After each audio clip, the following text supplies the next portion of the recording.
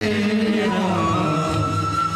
जय राम श्री राम जय राम जय जय राम। हरि अनंत हरि कथा अनंता કહી સુનહી બહુ વિધિ સબ સંતા। હરિની કથા અનંત છે, તેનો કોઈ પાર ન પામી શકે। આજે મારે સતી પ્રાગટ્ય મહોત્સવ કરવાનો છે। મોડું થઈ ગયું ઘણું બધું, આમ તો 5:30 મારે કરવાનું તો 15 મિનિટ, કારણ કે મહેમાન આવે, મહેમાન પ્રવચનો કરે તો પછી સમય તો આપણો જાય ને। તો થોડી મિનિટોમાં સતી પ્રાગટ્ય મહોત્સવ કરીએ। એક સમયે બ્રહ્માજી પોતાના પુત્ર દક્ષની પાસે જાય છે। દક્ષ મહારાજ પિતાજીનું સુંદર સ્વાગત કરે છે, પિતાજીને સુંદર ઊંચા આસન ઉપર બેસાડે છે। દક્ષ મહારાજ પિતાજીને પ્રણામ કરે, સાષ્ટાંગ પ્રણામ કરે, દંડવત પ્રણામ કરે અને પિતાજીની પરિક્રમા કરે છે। આમાંથી જો પૂછવામાં આવે તો ભાગ્યે જ 1-2 જણ એવા નીકળે જેને બાપાને પરિક્રમા કરી હોય, ગિરનારને પરિક્રમા કરી હોય, ગોવર્ધન પર્વતને પરિક્રમા કરી હોય, કૈલાસને પરિક્રમા કરી હોય, દેવાલય શિવાલય પરિક્રમા કરી હોય, અને પૂછો કે તારા બાપાને પરિક્રમા કરી તો કે નહીં, તો પહેલા તારા બાપને પરિક્રમા કરી। દક્ષ મહારાજે વ્યવહાર શીખવાડ્યો છે। આચાર્યહીન પુરુષે લોકે ભવતી નિંદિતઃ। જે માણસને જીવતા આવડતું નથી તેની નિંદા થાય। આપણે નિંદા કરવાનો કોઈને સમય નથી, પણ આપણે તેને પ્લેટફોર્મ તૈયાર કરીને આપતા હોય, તું મારી નિંદા કર। શિષ્ટાચાર શીખવો છે। ફરી પાછા પ્રણામ ને સાષ્ટાંગ ને દંડવત કર્યા ને વિવેકપૂર્ણ દક્ષ મહારાજ પોતાના પિતાજીને કહે છે, બ્રહ્માજી પિતાજી આપ મને કરો, આજ્ઞા કહો, મારે શું કરવાનું છે? આપનું આગમન થયું છે, હું આપની કઈ સેવા કરું? બ્રહ્માજી ઊંડા શ્વાસ લઈને છોડે છે, એટલે આપણી ભાષામાં તેને નિહાપા કહેવાય, નિશાસા નાખે। નિશાસા, માણસ દુઃખી હોય, નિરાશ હોય, હતાશ હોય ત્યારે નિહાપા નાખે। બ્રહ્માજીની આવી સ્થિતિ જોઈને દક્ષ મહારાજ લખ્યું, પિતાજી આપને શું થઈ રહ્યું છે? આપને રજૂઆત કરો। ત્યારે સ્વયં પિતામાં બ્રહ્માજી કહે, દક્ષ મહારાજ સાંભળો, તમે તમારી પાસે ધન સંપત્તિ વૈભવ પદ પદવી માન સન્માન બધું છે, કોઈ વસ્તુની કમી નથી તમારી પાસે, પણ દક્ષ મહારાજ પુત્ર દક્ષ તમારું જીવન અર્થહીન છે, વ્યર્થ છે, તમારું દાંપત્ય જીવન અધૂરું છે। દક્ષ મહારાજ કહે, પિતાજી એવું કેમ બોલો છો? મારું જીવન વ્યર્થ છે, અર્થહીન છે, મારું દાંપત્ય જીવન અધૂરું છે? ત્યારે બ્રહ્માજી કહે છે કે હે દક્ષ મહારાજ, જેના દાંપત્ય જીવનમાં દીકરી જન્મે નહીં એનું દાંપત્ય જીવન અધૂરું દાંપત્ય જીવન કહેવાય છે। એટલા માટે તમારી પાસે આવ્યો છો કે તમારા આંગણે દીકરીનો જન્મ થાય। આ સરકારે બેટી બચાવોના આંદોલન શરૂ કરે ને એ પહેલાના અમે કથામાં બેટી બચાવોની વાત કરીએ છીએ, ભ્રૂણહત્યા રોકવાની વાત કરીએ છીએ। સમાજ તો બહુ મોડો જાગ્યો। આથી 30 વર્ષ પહેલા મેં ગર્જના કરીને કહેતા હતા કથાની અંદર, નંદ ઉત્સવ ઉજવો જરૂર, પણ ક્યારેક દીકરીનો જન્મ થાય ત્યારે પણ આનંદ ઉત્સવ ઉજવો, કે મારા આંગણે દીકરીનો જન્મ થયો છે, ઉત્સવ ઉજવો। એવું ન સમજો કે આપણા શાસ્ત્રોમાં દીકરાના જન્મનો જ મહાત્મ્ય ગાયો છે। આપણા શાસ્ત્રોમાં જેટલો મહાત્મ્ય દીકરાનું છે એટલું જ મહાત્મ્ય દીકરીનું પણ છે। કેટલો મહિમા ગયો દીકરીનો। આજે બ્રહ્માજી દક્ષ મહારાજને દીકરીનો મહિમા સમજાવ્યો છે। ખૂબ કથા વિસ્તૃત છે, મોટી છે, તેમાં બધી આપણે નથી જવું। હવે દક્ષ મહારાજ કહે છે કે પિતાજી મને માર્ગદર્શન કરો તો હું શું કરું તો મારા આંગણે દીકરી જન્મે, દીકરો નહીં દીકરી જન્મે। બ્રહ્માજી કહે છે, દક્ષ મહારાજ સામાન્ય પુત્રી નહીં, તમારું ગૌરવ વધારે એવી પુત્રી તમને તમારા આંગણે જન્મે, એના માટે મારે શું કરવું પડે?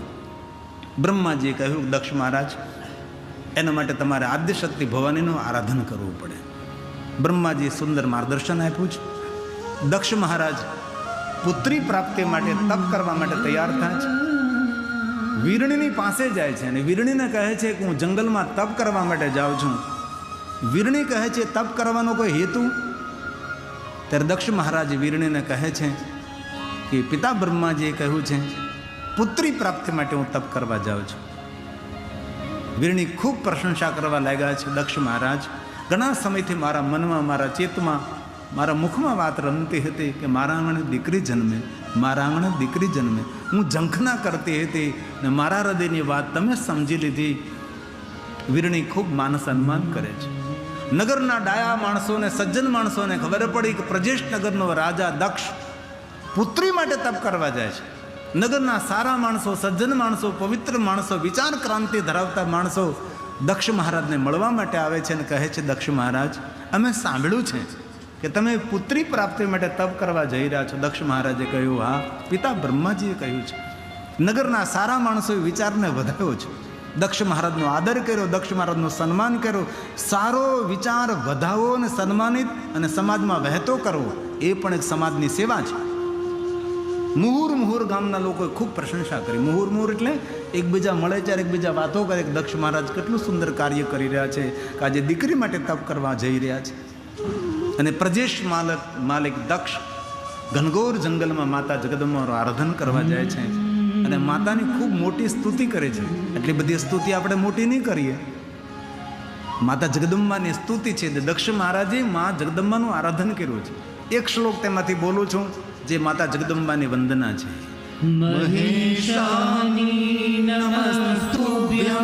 દક્ષ મહારાજ કહે, હે મહેશાણી, જેટલા મહાદેવના નામ છે ને એટલા જ મહાદેવના નામ છે. જેટલા શિવ છે એટલી શિવાની છે. કાલ તો કાલી, મહાકાલ તો મહાકાલી, મહેશ તો મહેશ્વરી, દેવ તો દેવી, મહાદેવ તો મહાદેવી, સનાતન તો સનાતની. જેટલા જેટલા મહાદેવના નામ છે તેટલા તેટલા મહાદેવીના પણ નામ છે. શિવ મહાપણ અંતર્ગત 5 અધ્યાય માતા જગદંબા ઉપર ગાયા છે. ઘણી બધી દેવીની કથા, ક્યારે નવરાત્રિમાં કથા હોય ને, ચૈત્રી નવરાત્રિ હોય, તો અમે લોકો શિવ મહાપુરાણ ગ્રંથમાંથી જે 5 શ્લોક જે દેવીના માટે ગાયા છે એના ઉપર અમે વિશેષ કરીને કથા કરી. આ દક્ષ મહારાજે માતા જગદંબાની સ્તુતિ કરી છે. દેવ અને દેવીની બંનેની પૂજા કરવી, લિંગ અને લિંગી, લિંગ અને પીઠ બંનેની પૂજા કરવી જોઈએ. જેટલો મહાત્મ્ય લિંગ સ્વરૂપનો છે એટલું જ મહાત્મ્ય પીઠ સ્વરૂપનું છે. પીઠ એ આદ્યશક્તિ ભવાનીનું પ્રતીક છે. લિંગ એ આદિદેવ ભગવાન મહાદેવનું પ્રતીક છે. તેથી બંનેની પૂજા હોય. ત્યારે પીઠ ઉપર ટેકો ન મુકાય, પીઠ ઉપર શ્રીફળ ન મુકાય, પીઠ ઉપર ફૂંગી ફળ શ્રીફળ ન મુકાય, પીઠ ઉપર પૈસા ન મુકાય. ઘણા લોકોને ખબર ન હોય, શિવાલયમાં જઈને પીઠ ઉપર દીવો મૂકે. એ સાક્ષાત માતા જગદંબાનું પ્રતીક છે. તેની પૂજાનો મહિમા છે. દક્ષ મહારાજ માતા જગદંબાને યાદ કરે છે. મહિષાની નમસ્તુભ્યં જગદંબે સનાતની કૃપા કુરુ મહાદેવી સત્યે સત્ય સ્વરૂપિણી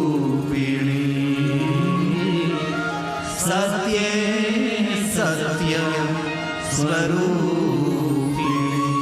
દક્ષના આરાધનથી, દક્ષના તપથી માતા જગદંબા દર્શન આપે છે, પ્રગટ થાય છે. દક્ષ મહારાજને વરદાન માગવાનું કહે છે અને હવે દક્ષ મહારાજ વરદાન માગે છે. પ્રસિદ્ધ માં પ્રસિદ્ધ ભગવત્યાદે પ્રસિદ્ધ શિવરૂપિણી. હે માં, હે માં, હે માં, પ્રસિદ્ધ ભક્ત વરદે જગન્માયે નમોસ્તુતે. જગન્માયે નમોસ્તુતે. માતા જગદંબા કહે છે, દક્ષ મહારાજ વરદાન માગો.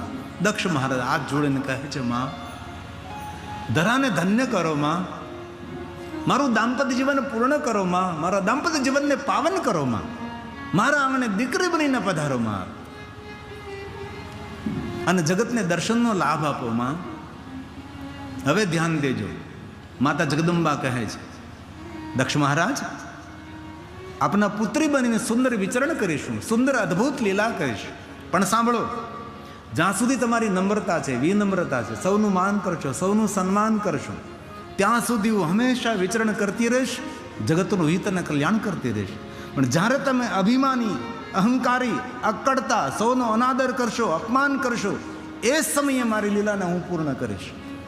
અને દક્ષ મહારાજે એ જ કર્યું.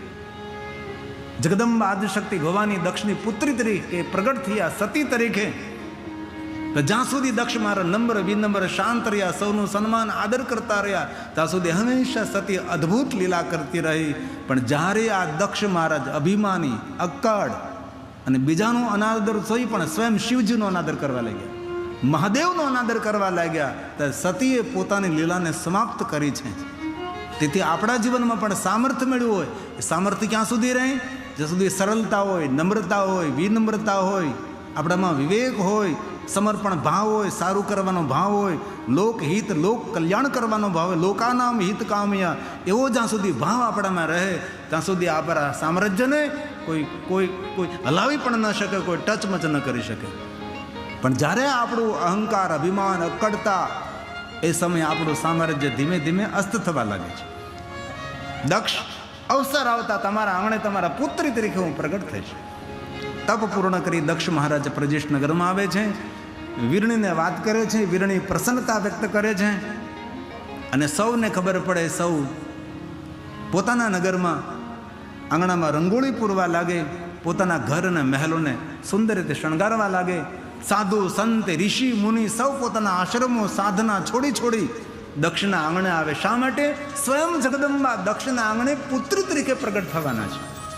દેવતાઓ આકાશ માર્ગમાં એકત્ર થવા લાગે છે કે સ્વયં જગદંબા અંબા જગત કરતા માં ભવાની દક્ષના પુત્ર તરીકે પ્રગટ થશે અને અદ્ભુત લીલા કરશે.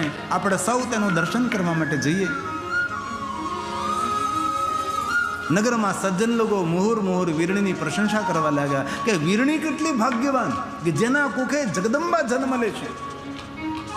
એક મહિનો વીતી ગયો, બીજો, ત્રીજો, ચોથો, પાંચમો, છઠ્ઠો, સાતમો, 8 મહિના પૂર્ણ થયા, 9મો મહિનો શરૂ થયો અને બ્રહ્મા નારદને કહે, હે નારદ, ગતેષુ નવ માસેષુ કાર્યિત્વા ચ લોકિમ ગતિમ શિવાચ પૂર્ણે સાદસમે માસે નારદ સાદસમે માસે નારદ. બ્રહ્મા નારદને કહે છે કે નારદ, 9 મહિના માતા વીરણીના ગર્ભની અંદર નિવાસ કર્યો છે. 9 માસ પૂર્ણ થતા 10મે મહિને માં જગદંબા અંબા ભવાની સ્વયં દક્ષના પુત્રી તરીકે પ્રજેશનગરમાં પ્રગટ થાય છે. મોટા મોટા ઉત્સવો. દક્ષ મહારાજ દોડતા સાધુ સંત ઋષિ મુનિઓની પાસે જાય છે. મારે આંગણે દીકરી જન્મી છે, મારા આંગણે દીકરી જન્મી છે, આપ નક્ષત્ર ગ્રહ જોઈને કહો તેનું નામ કયું રાખવું. સાધુ સંત ઋષિ મુનિઓ સૌ આચાર્યો નક્ષત્ર અને ગ્રહો જોઈને કહે છે, સત્ય તપ અને પવિત્રતા દ્વારા તમારા આંગણે આદ્યશક્તિ ભવાની તમારી પુત્રી બની છે. અમારું સૌનું મંતવ્ય છે કે તમારી દીકરીનું નામ સતી રાખવામાં આવે.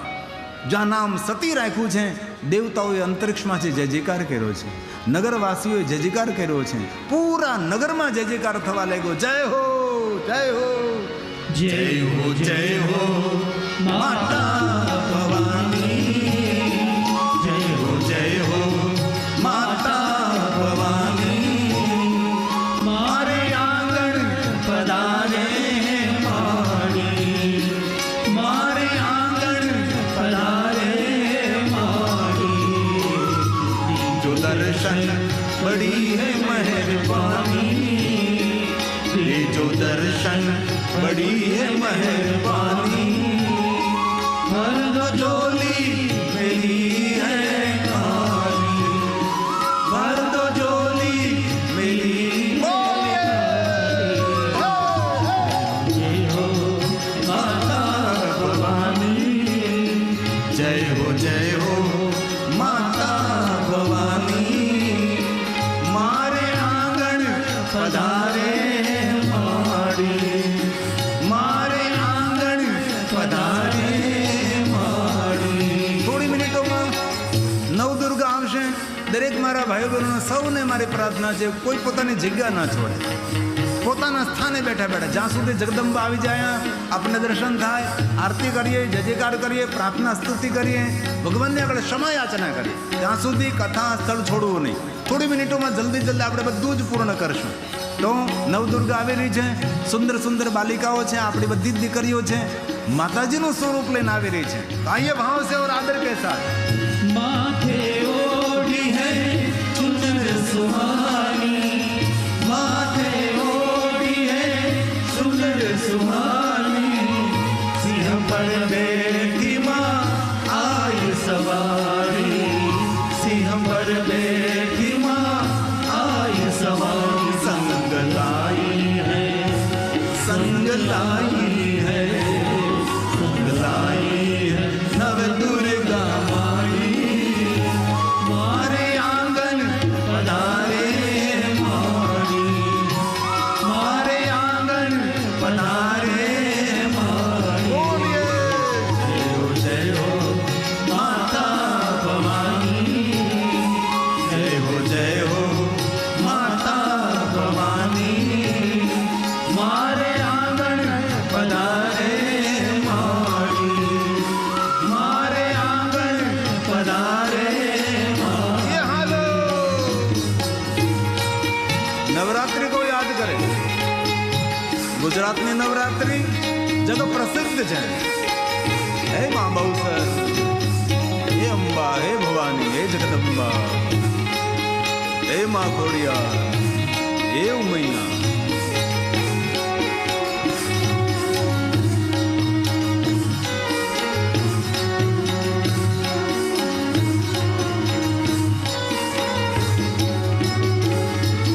शत शत शतनी दीवानी रंग मांडवड़े, ओ रंग मांडवड़ी, शत शत शतनी दीवानी रंग मांडवड़े, ओ रंग मांडवड़ी, गरबो जावा जोड़ने रंग मांडवड़ी, ओ रंग मांडवड़ी, शत शत शतनी दीवानी रंग मांडवड़ी, ओ रंग मांडवड़ी. હે મા, હે જગદંબા, હે આદ્ય શક્તિ, હે ભવાની, હે મેલડી, હે ખોડિયાર.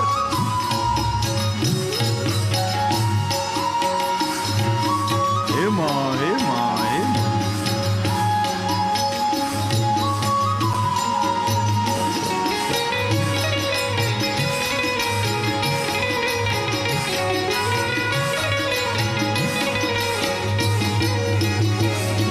हे सोना जड़े जवानो वीर रे रंग मांडवड़ी, ओ रंग मांडवड़ी, सोना जड़े जवानो वीर रे रंग मांडवड़ी, ओ रंग मांडवड़ी, सोना जड़े जवानो वीर रे रंग मांडवड़ी, ओ रंग मांडवड़ी, सोना जड़ेल मानो हीर रे रंग मांडवड़ी, ओ रंग मांडवड़ी.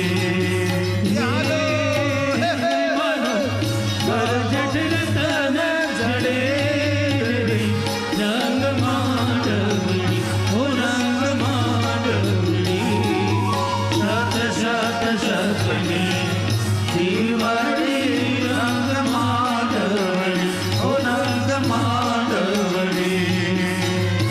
હે મા, હે જગદંબા, હે આદ્ય શક્તિ.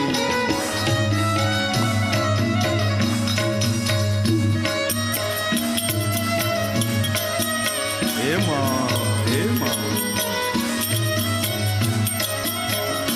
एक दो मिनट अभी कथा विराम देता रहो.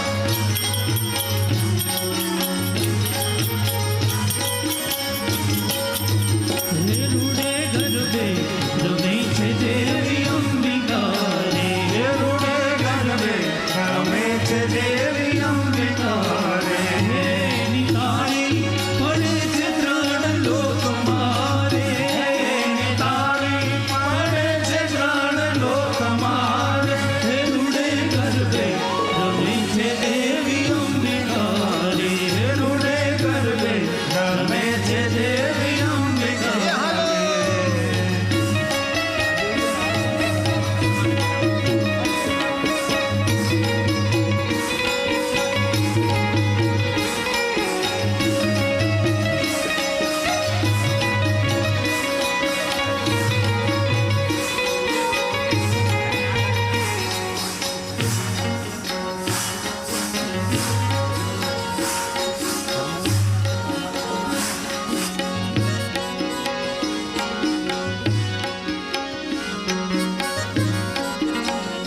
લાલજીભાઈ અને કેશુભાઈ મંચ પર આવે. આ માતાજી જેટલી છે ને હાર અર્પણ કરશે. લાલજીભાઈ અને કેશુભાઈ બંને મહાનુભાવો મંચ પર વધારે અને નવદુર્ગાની પૂજા કરશે. आइए भाव से आदर के साथ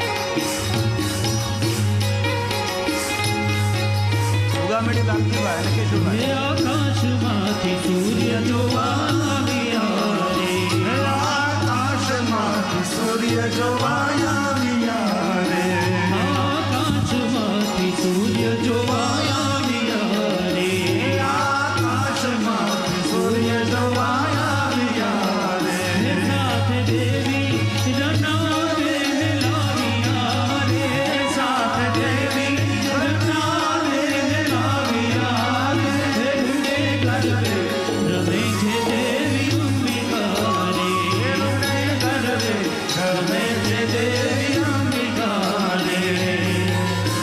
એ હાલો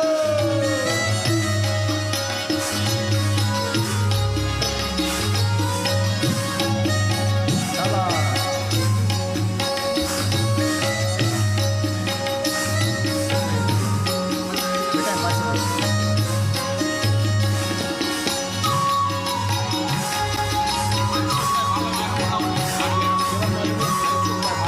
જયસુખભાઈ માલવિયા, જયસુખભાઈ માલવિયા મંચ પર વધારે નવદુર્ગાનું સન્માન કરવા માટે. જયસુખભાઈ માલવિયા વેલકમ, પધારો. ખૂબ ખૂબ હૃદયથી આપનો આદર, હૃદયથી આપનું સ્વાગત છે. મા પાવાતી ગઢથી ઉતર્યા મહાકાળી રે, મા પાવાતી ગઢથી ઉતર્યા મહાકાળી રે, મા પાવાતી ગઢથી ઉતર્યા મહાકાળી રે, મા પાવાતી ગઢથી ઉતર્યા મહાકાળી રે. હે વસાવ્યું જાપાને, હે વસાવ્યું જાપાને, પાવાગઢ વાળી રે, મા પાવાતી ગઢથી ઉતર્યા મહાકાળી રે, પાવાતી ગઢથી ઉતર્યા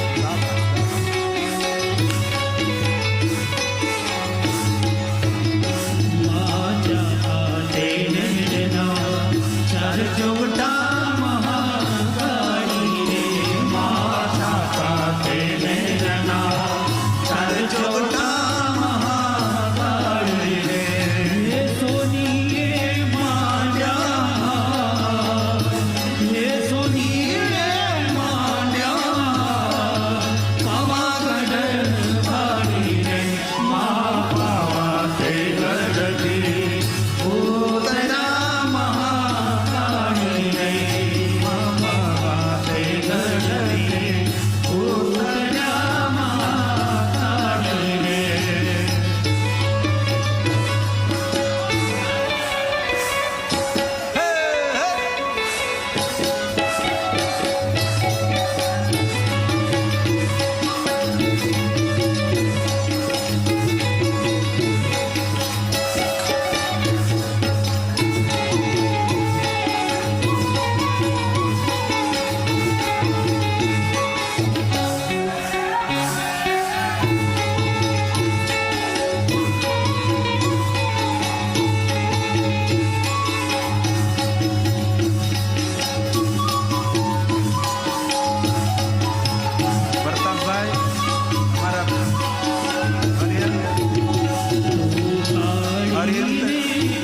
અરિયન જ્વેલર્સના માલિક પ્રતાપભાઈ આપ ઉપર આવો.